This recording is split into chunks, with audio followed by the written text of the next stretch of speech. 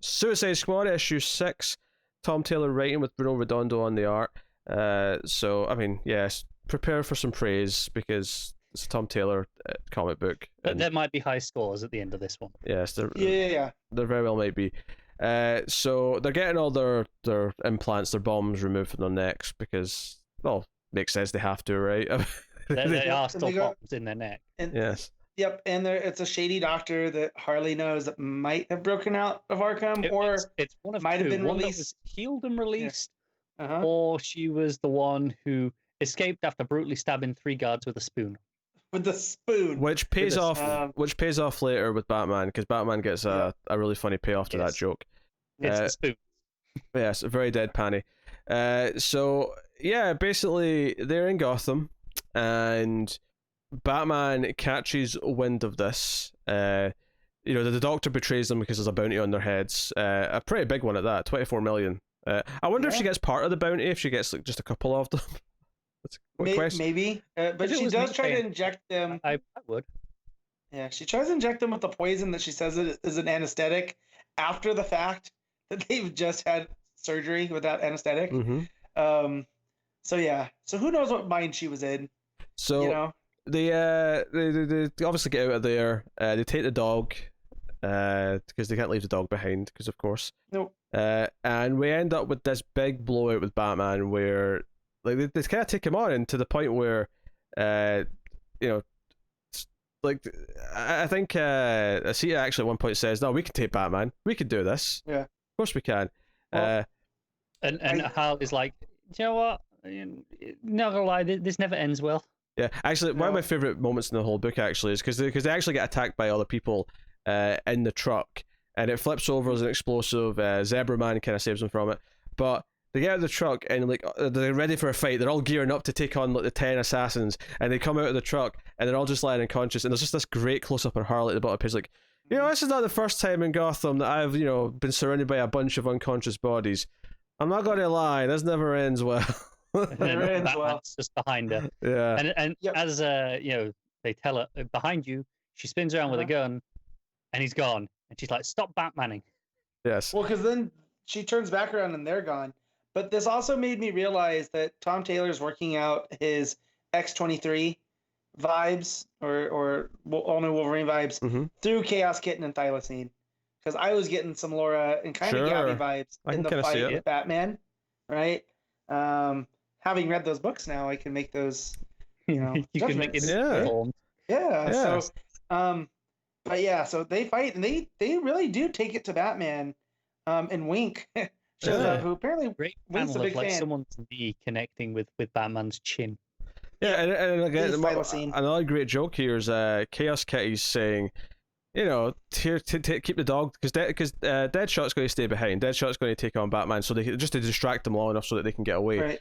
And because one of the things they find out when they hack into whatever, that Deadshot and Harley actually should be pardoned. They actually served their time and should be free. And they were being kept as slaves, and their reactions to that was great actually in the art.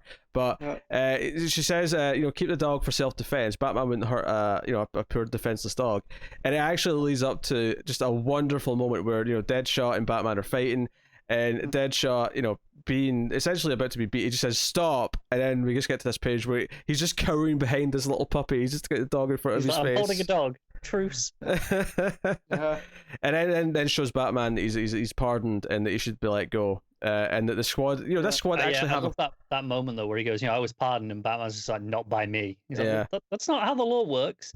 No, but he still lets him go though. It's just a really cool Batman line for him to say, because he still ultimately adheres to it. But Floyd does point out that this squad have a purpose and are actually trying to do something good.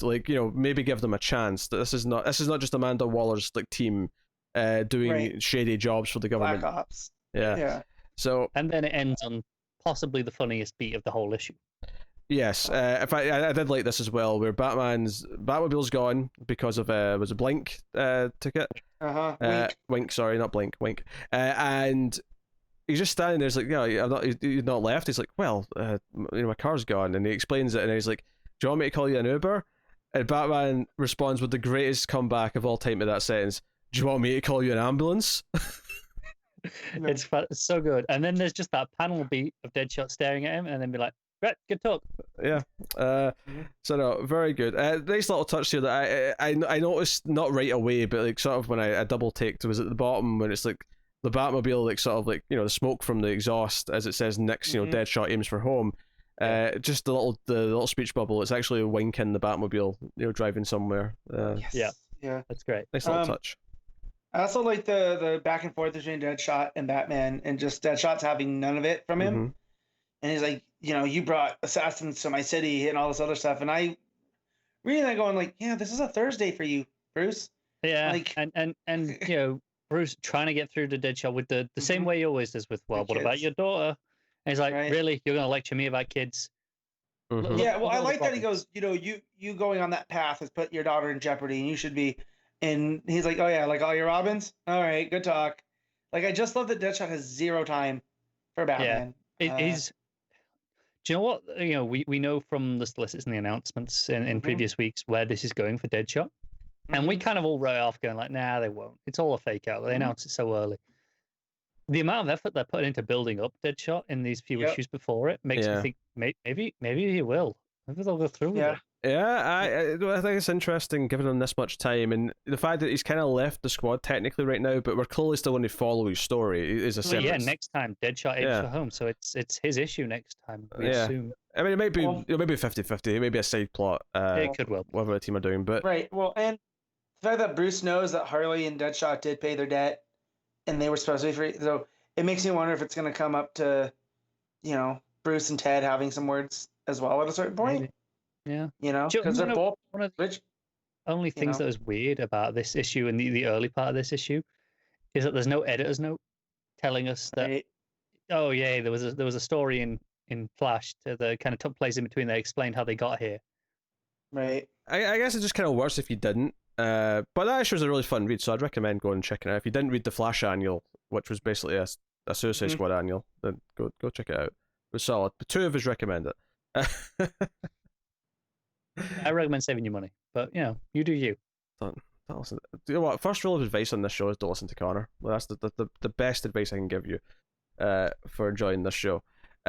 So no, good. And obviously Redondo's art, not much to say because it's just as consistently great as it's been the last couple issues. But particularly good pacing, I think, in this issue. A lot of the gags and the visual humor in particular really paying off with the pacing of how it's laid out, especially.